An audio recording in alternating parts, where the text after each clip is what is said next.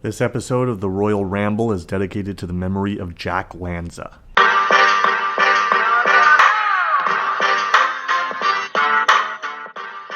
Hello everyone, and welcome to another edition of the Royal Ramble. I am your host, Blaine the Brain, and in today's episode we will be discussing Ring of Honor.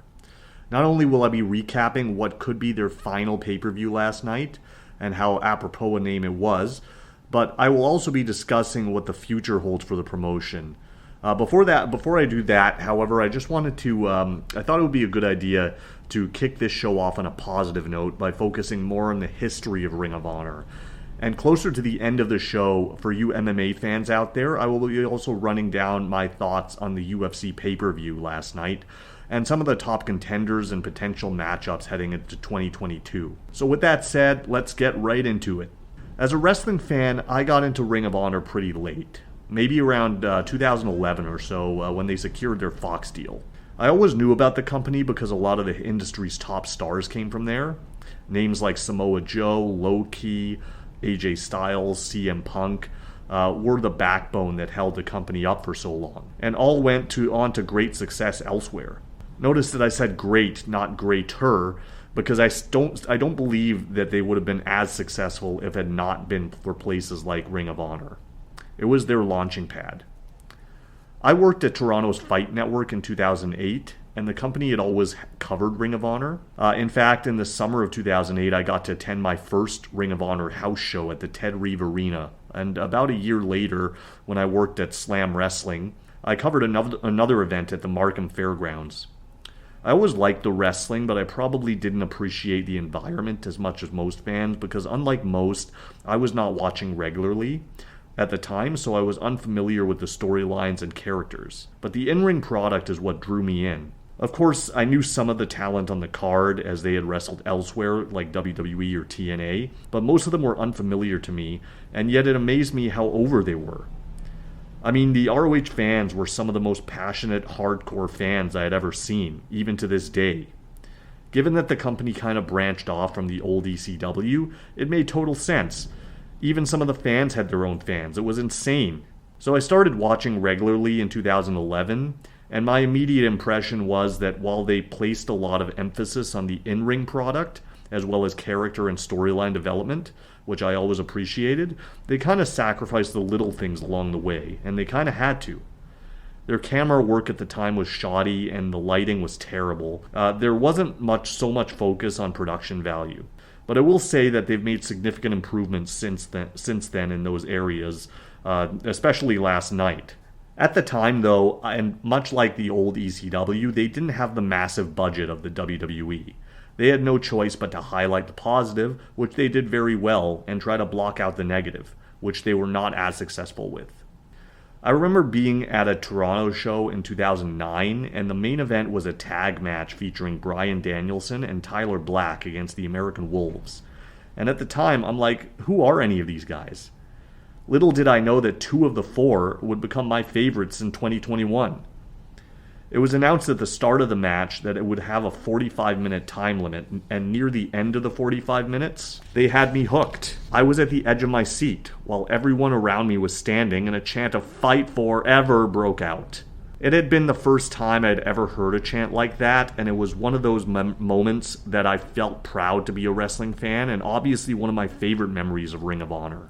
And that, of course, leads us to my report on last night's show, or depending on when you listen to this, Saturday night's show, which could in fact be their final battle.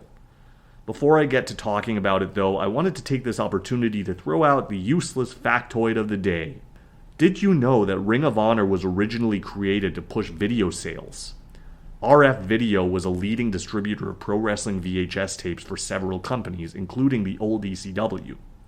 In fact, a lot of the key personnel from ECW had transitioned into roles at ROH. RF Video owner Rob Feinstein decided to help start up a new wrestling company to help fill the gap, so to speak, left when ECW folded in 2001. And thus, Ring of Honor was born. Something I've always admired about ROH is that even though they work through their limitations, they always seem to put fans first and always commit to delivering strong presentations, with last night being no exception. It truly felt like a special event, and if this is it for ROH, then it was a great send-off in my opinion. I feel like ROH will be back in some capacity at least. It might not be the same as we all remember it, but I think it's one of those things like ECW where the legend will always live on through its performers, past or present, and the fans. When you think about it, some of the top talents in today's business, no matter where they're currently at, came from Ring of Honor. So without any further ado, let's talk Final Battle, shall we? The show opened in explosive fashion with a singles match between Dragon Lee and Ray Horus. Now, if you've never seen Ray Horus compete, seek out some of his stuff on YouTube or wherever you can find it. You won't regret it. Of these two, I think Horus is the better in-ring performer, but Dragon Lee seems a bit more well-rounded and has a bit more personality, I've noticed. That's just my assessment, but I think their styles complement each other well. They're both luchadors, so I was expecting a bit more high-flying and fast-paced action, but instead there was quite a bit of storytelling and rest holds, which I didn't mind, and it's not something you would normally expect out of these two. There was some obvious choreography here and there, especially in the early stages of the match, but I didn't think it ruined the pacing at all. Actually, having said that, there are a number of spots in wrestling that I just cannot stand, and one of those spots took place in this match where they were exchanging forearms, but instead of just slugging it out, they wait for their opponent to strike like a your turn, my turn kind of thing. Which ordinarily I find ridiculous, as you would never see that in a normal fight. And it's just an excuse to get the fans to cheer or boo. It's cheap heat, really. In this instance, however, I think it worked because the two of them were basically challenging each other to see who can do more damage. It's little things like that that make me proud to be a fan when wrestlers pay such great attention to minute details. Dragon was working Horus's back a lot, which became the story of the match, and I thought he did a great job of emoting and showing his frustration that Horus was kicking out of everything, which is not easy to do with a mask on. Eventually, Dragon Lee got the incinerator for the clean win, and they embraced with a handshake mid-ring, which became a common theme on last night's show, and something I really enjoyed seeing overall. I feel like the storylines were sacrificed on this show, and it just became more of a thank you show for the fans. Speaking of, it was great seeing people filling up the arena again. From there, we went to a four-way for the TV title between the defending champion Dalton Castle, Rhett Titus, Silas Young, and Joe Henry. Another spot in this match that usually really annoys me is when you have a match with multiple guys, but the camera only focuses on two in the ring, while the rest of the participants suddenly disappear. But in this case, again, it worked because they provided a logical explanation as to why the other two guys were temporarily inactive.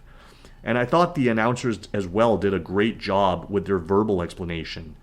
Henry at one point used the belt to knock down Titus, I believe, and then Dak Draper did a run-in to break that up, which was kind of weird. I guess they're feuding, but they don't really make a lot of stuff clear on ROH TV. There aren't too many angles, so some stuff are just forgotten for weeks on end. The finish came when Silas attempted a slingshot moonsault on Titus, who got his knees up to counter and then pinned him to claim the belt. It's pretty weird that the champion wasn't involved in the decision, and the announcers I don't think really acknowledged that either. Brian Johnson came out for the next segment to do a promo, seemingly at first paying respect to the company and the fans and those who came before him, but then in a classic heel move, he pulled the old bait and switch and transitioned into putting himself over. I loved it. He needs a better ring name, though, as does his opponent, Josh Woods, as we get right into the next match for the Pure title. I can't say I'm really a fan of these rules for the Pure division, especially when heels are involved, because aren't they supposed to be rule breakers by definition? A little strange. This was actually before my time as an ROH fan, but apparently the Pure title existed long ago when Bryan Danielson held it. There was a great spot in this match involving the turnbuckle pad, which came loose in one of the previous matches and became a recurring theme on this show up until this point. So Johnson takes the padding off, but before he can use the exposed buckle to his advantage, Woods delivers a Chaos Theory suplex for a near fall. The referee then goes to put the pad back on, and while he does this, Johnson uses a pair of brass knucks on to KO Woods. Surprisingly, it doesn't end there, as Woods is able to kick out, and then while seated on the top turnbuckle, he forces Johnson into technical submission with an arm triangle, as Johnson's right arm goes limp.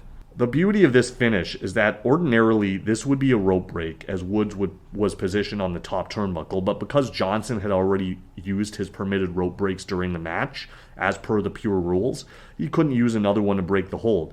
Brilliant storytelling, but I don't recall the announcers acknowledging that reasoning, so perhaps I might just be overthinking it. The fight without honor was next between Shane Taylor and Kenny King. A lot of people keep talking about The Miz as a tough enough success story, and rightfully so. I mean, really, he is, in fact, the most successful out of that group. But most people forget that Kenny King was actually part of Tough Enough once upon a time as well, and I think he's done pretty well for himself. I've never been a fan of Shane Taylor or Kenny King, really, but they brought it in this one. I love that Kenny wore street clothes, as that's another one of my pet peeves, is when you know you're going to have a street fight, but end up wearing what you normally wear. There were a couple of creative spots here using a ladder bridge, one of which was frightening for both guys, and Taylor looked noticeably scared out there, actually instructing the ring crew to hold the ladder in place, as it was positioned between the guardrail and ring apron as a bridge, and then Taylor delivered a scary-looking package piledriver to King, but nearly missed the ladder, and it looked like King could have landed on his head, and he might have. I am begging all wrestlers out there to never try stuff like this again. Piledrivers in general are dangerous and have ended careers. It's been proven. But to attempt that kind of move on such a questionable platform is like career suicide. Completely unnecessary. Same with moves on the ring apron, when you think about it. Taylor executed a second package piledriver on a chair in the ring to pick up the win, and then he and King hugged it out. The women's title match was next between Roxy and Willow. Most of you know that I'm a huge Roxy fan, especially now that I know that she started training at 13. Like, that is unbelievable. 13 years old. And if she's this good already, imagine what the next 10 or 20 years will look like. Willow I haven't seen too much of. I did catch this past week's episode of ROH TV, and she looked really good there. And for other stuff that I have seen has been impressive. The match wasn't anything to write home about. It was good, but nothing spectacular. And I think it was in a rough spot having to follow the previous match. But the girls did a decent job. There was a great spot where Willow hit the pounce out of nowhere, and Roxy took it and sold it like a champ.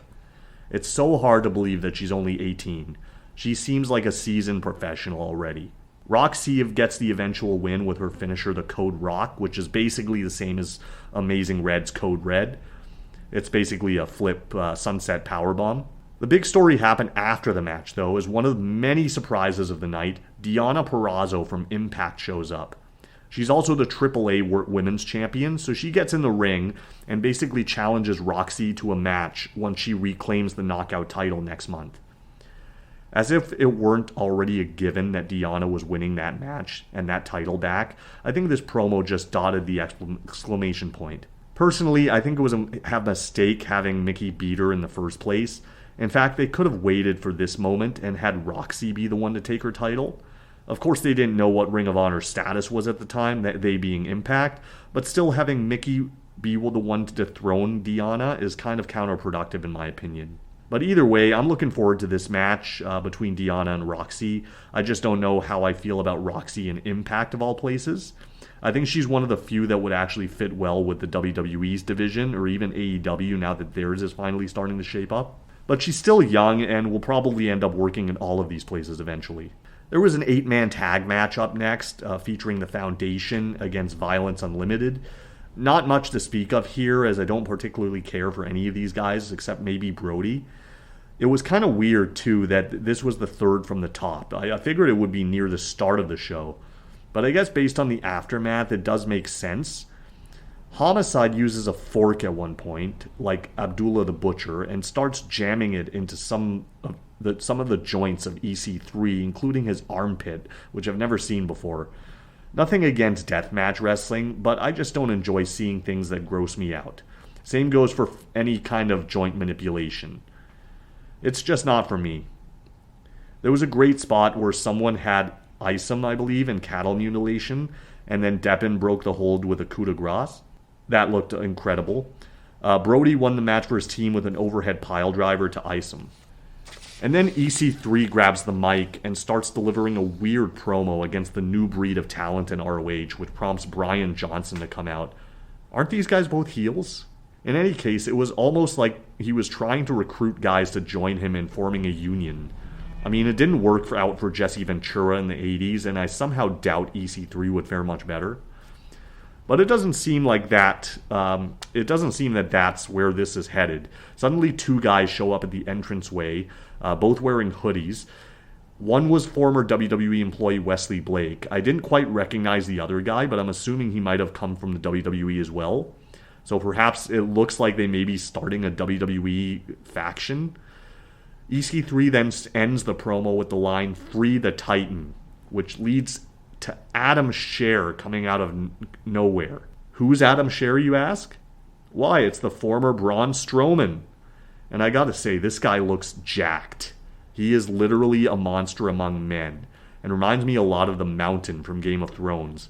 He basically comes to the ring and destroys everyone opposing EC3. It's kind of weird, though, that they'd be debuting a new faction and introducing new characters when the future of the company is still uncertain. The Briscoes against OGK for the tag belts was the co-main event. It looked like OGK were the heels in this match, although they were just baby faces not too long ago, so not sure when that turn happened. I've never been a fan of Matt Taven, but he looked great in this match. In fact, I think he was the standout. He hit an incredible-looking tope suicida and then connected on the floor with a Doomsday Device as Bennett had Mark up on his shoulders. The finish came with a combination Jay Driller followed by the Froggy Bow, and we have new tag team champions. Actually, if this is the final night of Ring of Honor, it's such a great thing to honor the two guys who helped build your company the most and have remained loyal for 20 years. I thought it was perfect.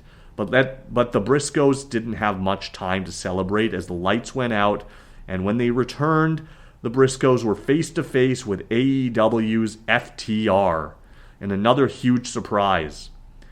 It's just so amazing when companies actually work together. What a novel concept.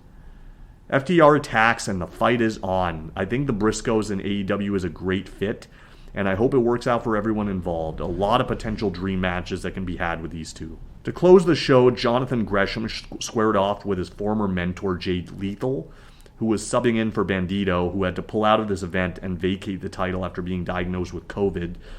So all the best to him for a speedy recovery. This match was just about as good as it could be. Hands down, best match of the night and great way to end the year and the company's legacy, if that is truly the end. These guys worked very well together. At one point, the whole ROH locker room spilled out and were cheering the match on from ringside, which was a great visual and super nice touch. After a series of reversals and chain wrestling sequences, Gresham eventually got the submission win with the Octopus Stretch and was congratulated by a number of ROH talent, including his wife actually from Impact, making an appearance, Jordan Grace. I thought this was a really good show and chock full of surprises, including the number of talents from other promotions who delivered shoutouts to ROH through video, including Impact Wrestling's Eddie Edwards, Jimmy Jacobs, and a number of AEW talent as well, such as Bryan Danielson, CM Punk, Adam Cole, the Young Bucks, and the AEW World Champion Hangman Adam Page. It's amazing when you think about how much of today's top talent originated in ROH. I really enjoyed these and especially liked the fact that all of these guys were out of character. And once again, I felt like this was the show that almost abandoned storyline and just used as a final farewell if that's the case. I hope not, but I'm sure all the talent will land on their feet elsewhere. They're too good not to. I certainly wish them all the best. And with that, I'd like to now transition and talk about a sport of a different nature, with I guess a few similarities. The UFC also had their big event last night to close out the year. It was UFC 269 featuring 2 title bouts on the main card.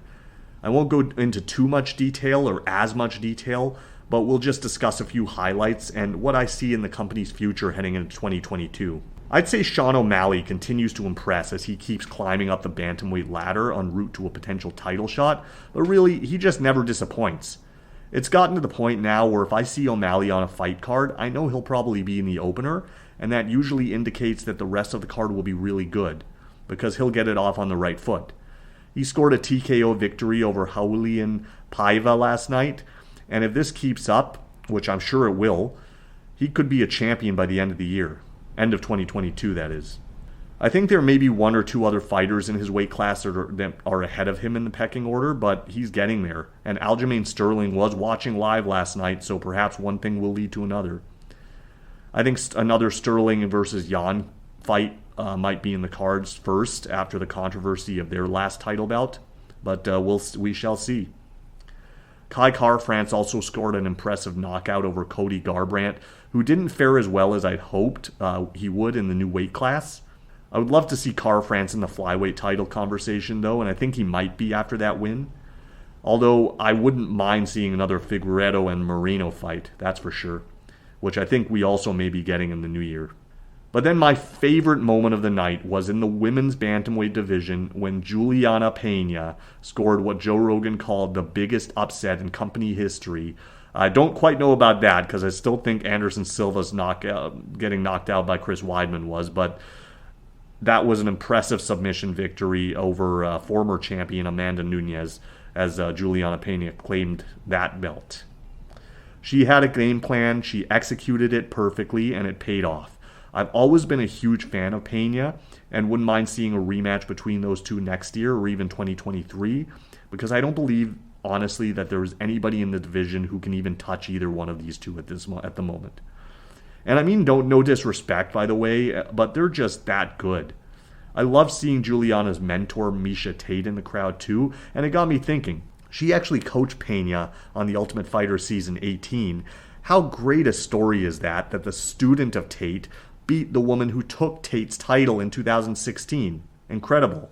Main event was really good as well. I was pulling for Poirier, I have to admit, and I think he had Oliveira at one point. It looked in the first round like he was doing really well, but the champ is no joke and was able to secure a rear naked choke and in round 3 to keep his belt. So where do they go from here is the question. I believe Oliveira may have exchanged words with Justin Gaethje in the crowd, and I wouldn't mind seeing that fight. As for Poirier, I wouldn't rule out another McGregor fight. I don't think it needs to happen, and I don't know if fans are too into that, fight fans that is. But it is money. Despite what people think about McGregor, he's still a huge draw, regardless of his win-loss record. And Poirier, I think, would be foolish not to take that fight, just to keep his name relevant and also stand a chance of making more money. So there you have it. I was going to start doing the personality profiles this week, but ran short on time. We'll kick that off next week. Some of you have already submitted through my Facebook inbox, have PM'd me your responses to those questions for personality profile, and I appreciate that. But for those who wish to participate, please feel free, PM me your responses through Facebook, and we'll get those announced. I will have some holiday-themed episodes for Christmas and New Year's, so stay tuned for those. Next week's show, though, I will just keep simple and go through some of the highlights of the week, especially focusing on the Winter is Coming event this coming Wednesday. But for now, I'll leave you with an ABC.